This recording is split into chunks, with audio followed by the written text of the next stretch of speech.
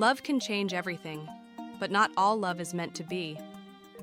Nia, a simple village girl, never thought her life would cross paths with the king. But when fate brought them together, a dangerous and forbidden love blossomed. As their connection deepened, so did the consequences. And the moment Nia realized she was carrying the king's child, everything began to unravel. Would they be able to fight for their love, or would the weight of the world tear them apart? Nia had lived in her village for as long as she could remember. Her life was simple, working the fields, collecting water from the well, and helping her family with their daily chores. But she often wondered if there was more to life. She dreamed of something greater, of a world beyond the quiet village and the struggles of everyday survival.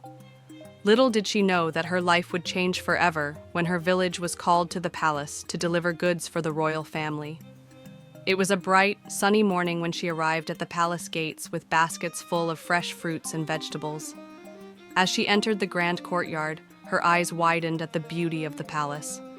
Everything was so different from her small village.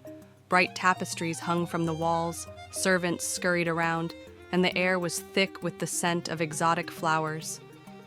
But it wasn't the palace that caught her attention. It was the king himself. The first time she saw him, he was standing in the gardens, looking out over the land. He was tall, regal, and his presence commanded attention. Nia's heart skipped a beat as their eyes met, and for a brief moment, the world seemed to stand still. She quickly averted her gaze, unsure of how to act. She was just a girl from the village, nothing special, not in his world. But fate had other plans. Over the next few weeks, Nia found herself delivering goods to the palace more often. Each time she would see the king, always from a distance, but never close enough to speak to him. Yet something strange began to happen. Whenever their paths crossed, he would smile at her. At first, she thought it was just kindness, but then she noticed the way his gaze lingered just a little longer than it should have. The king, too, was intrigued.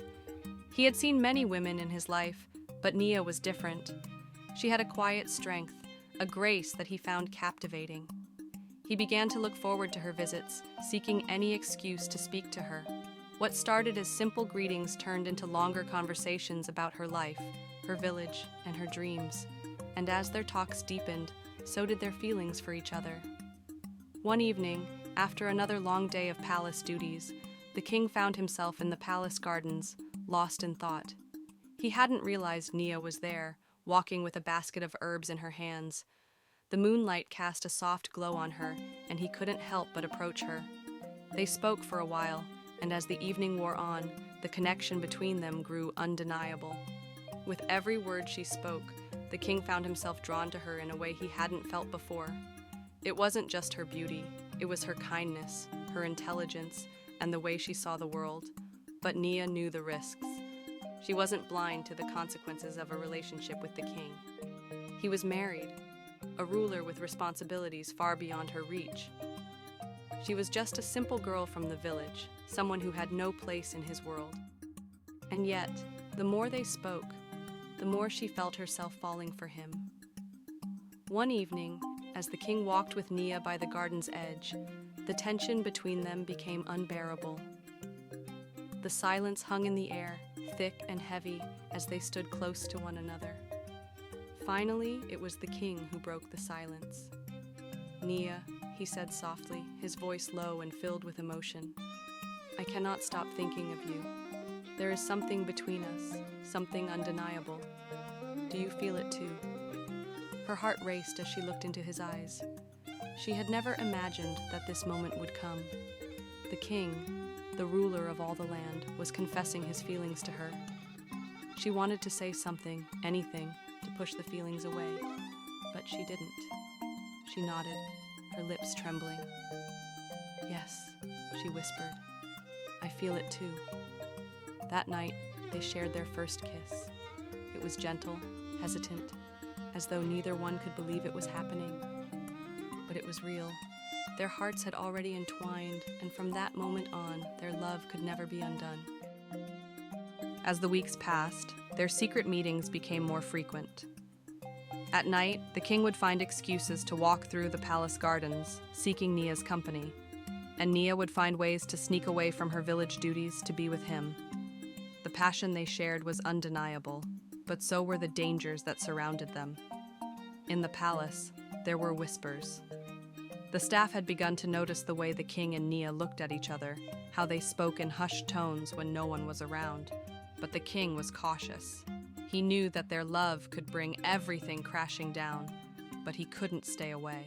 Every time Nia smiled, every time she laughed, he was reminded of why he had fallen in love with her in the first place.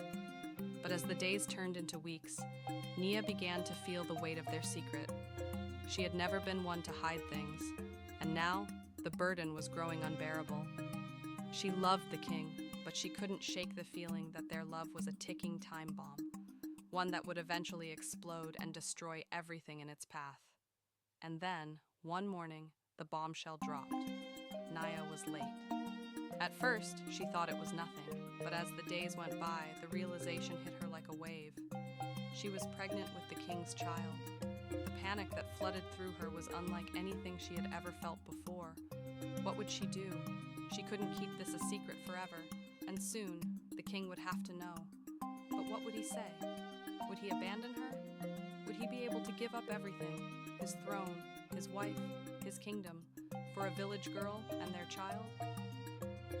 The truth could not be hidden any longer. The king, upon hearing of Nia's pregnancy, was devastated. He had never imagined that their love would lead to this. He had hoped they could stay hidden in their secret world forever. But the reality of the situation was undeniable. He had to make a choice. His kingdom, his reputation, and his family were all at risk. He called Nia to meet him in the garden one evening, the moonlight reflecting off the leaves. There, in the shadows, they faced each other for the last time. The king's face was filled with sorrow and conflict. "Nia," he said softly, his voice breaking, "what will we do now?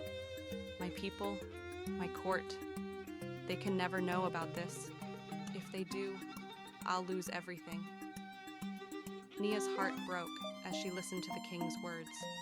She could see the fear in his eyes, but her love for him was unwavering, and she knew she couldn't turn back.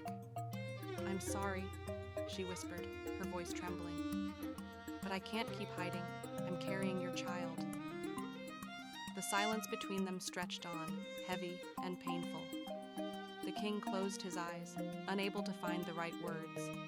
He knew the consequences, but he also knew that there was no turning back now. What would happen next? Could their love survive the consequences? Would the king betray Nia for the sake of his kingdom, or would they find a way to make it work? The story was far from over, and what happened next would change everything.